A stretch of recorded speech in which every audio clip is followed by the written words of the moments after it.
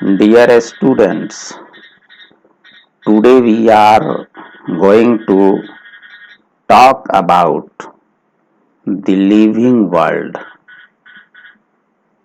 This is the first chapter of your 11th class biology, that is ISC first year, intermediate science first year. In this chapter, you have to learn about these enlisted subtopics. These are: what is living, habitats of living organisms, and characteristic properties of living organisms. Finally, on the basis of characteristic properties of living organisms, living can be discriminated from non-living things. Thereafter, some of the characteristic properties will be considered as defining feature or defining properties of living organisms, because some characteristics may also be seen in non-living things, as for example growth.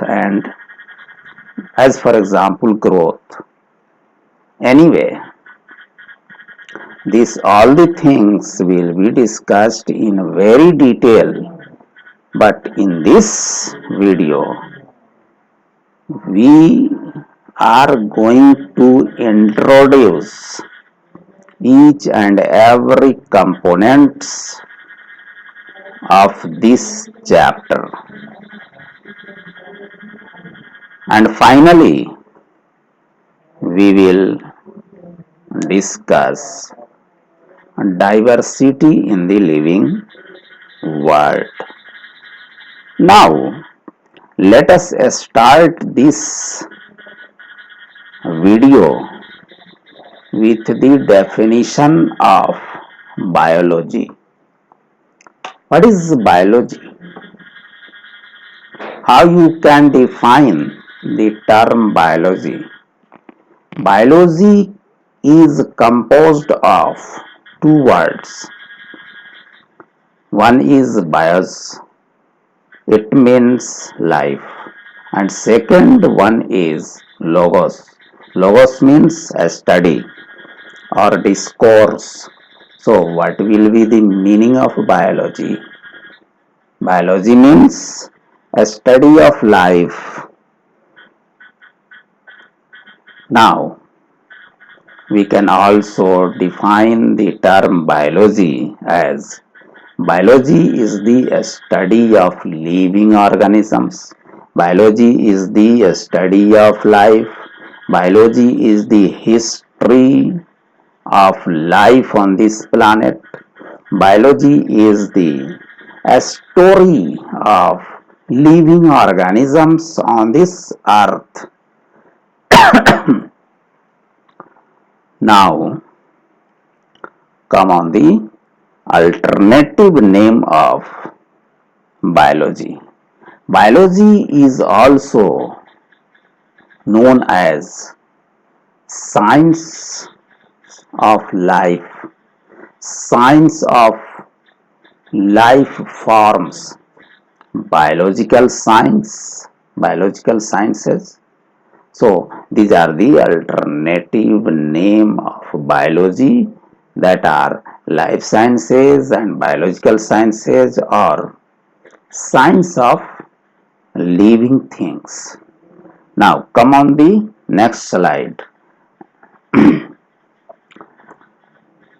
Living and non-living.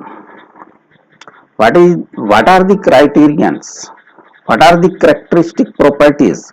What are the observable and non-observable characteristic on the basis of that, that characteristics? We can discriminate living from non-living. These are the characteristic properties: growth and reproduction, breathing, mortality, metabolism, consciousness, replication, and self-organization, including birth and evolution.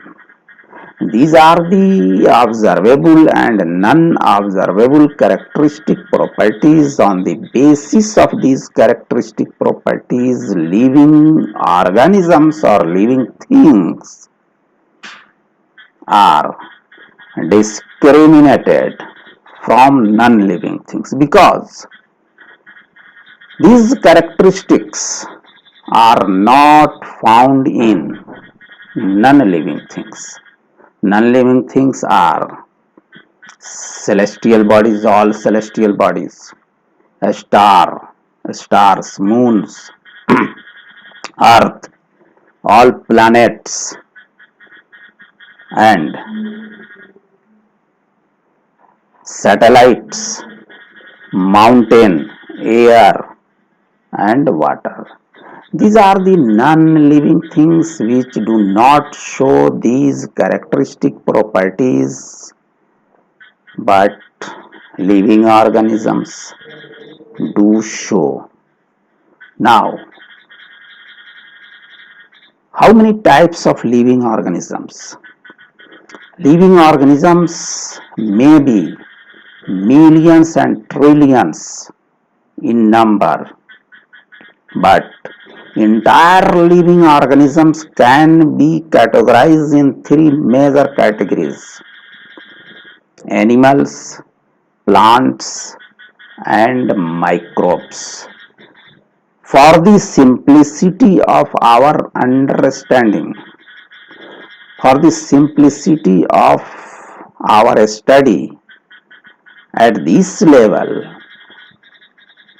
we are categorizing entire living world into three major categories. One is animals, second one is plant categories, third one is microorganisms. Animals and plants we are seeing around us. If you observe around you, you easily find diverse type of animals, diverse type of plants, small plants, flowering plants, non-flowering plants, plants residing in water or on dry land, and simultaneously you can observe different types of animals: small animals, that is the lower animals, higher animals, animals found in water or any other places. But microorganism cannot be seen by our naked eye. These are very small in size and of microscopic in nature. That's why these microorganisms or microbes can be seen by the use of microscopes. So, there are three major types of living organisms. These are animals, plants, and microbes. These these uh, living organisms show these characteristic properties. But these characteristic properties are not seen in non-living things.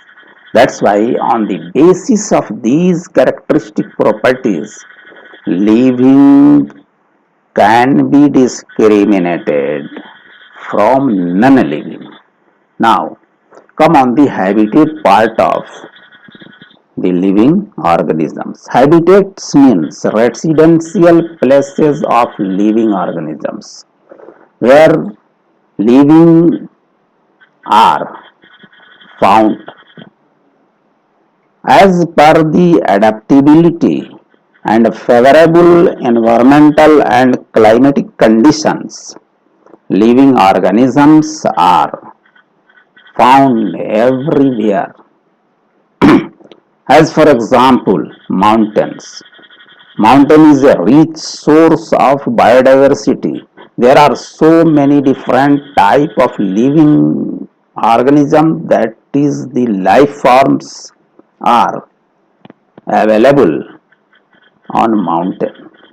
Forests, rivers, ocean, lakes, deserts, and the land and agricultural fields where we are residing. Everywhere we can find different types of plants, animals, microorganisms, and other life forms. Some some living organisms are found in water, that are known as aquatic living organisms. Aquatic means living organisms which are found in water, that is in rivers, oceans, and lakes. So, these are the habitats of different types of living organism. Now, come on this slide. These are the characteristic properties of living, living organisms: growth, reproduction, metabolism, consciousness, ability of self-replication, and ability to self-organize, evolution, birth, and mortality are also characteristics of living organisms. Growth cannot be found in non-living things. However, there are some exceptions. Growth, non-living things also grow, but in exception. Not all living, non-living things has ability of growth. However, mountain, sand mound, a stone mound do grow. That's why this growth is not a defining property of living organisms. However, intrinsic type of growth is the defining property of living organisms without any exception. This will be discussed in very detail in our next coming video. Come on, the reproduction. What is reproduction? Reproduction is a biological process by which one parent organism produces their offspring. Reproduction is one of the most important characteristic properties which are found in each and every type of living organisms. Without reproduction, there will be no continuity of life on this planet. but some organisms do not show the characteristic of reproduction, as for example moles, honeybee, it is the worker honeybee, and some human individual which who do not give rise his or her offspring due to some genetic or metabolic error. Anyway, this reproduction is one of the most important characteristic properties of all living organisms, but this is not a defining property of living organisms. Now come on this point, metabolism. What is metabolism? Metabolism is some total of chemical reactions which are being occurred in each and every living organism without any exception. Each and every living organisms do show metabolism. Without metabolism, no physiological activities will be performed by us.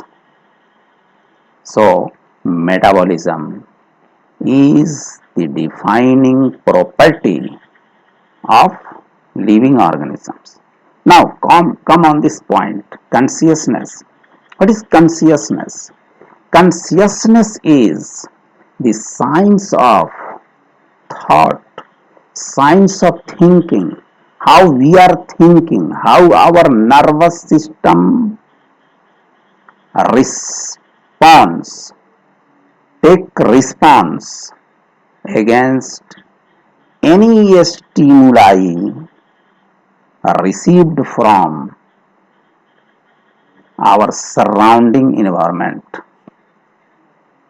If there is raining, we are sensing. There is a sensing mechanism in each and every organisms through which a stimulus generated or produced in their surrounding environment received. So, consciousness is the defining property of all living organisms without any exception. Now, come on this point, self-replication or self-replicate.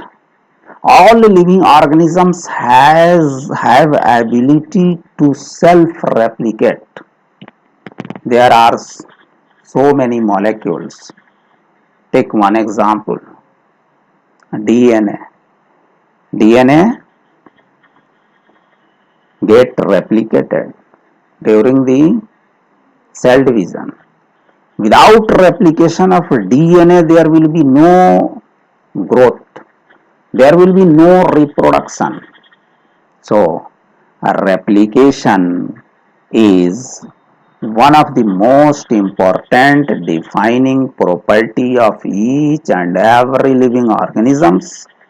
Even a cell divide after being replicated its DNA. Without replication of DNA,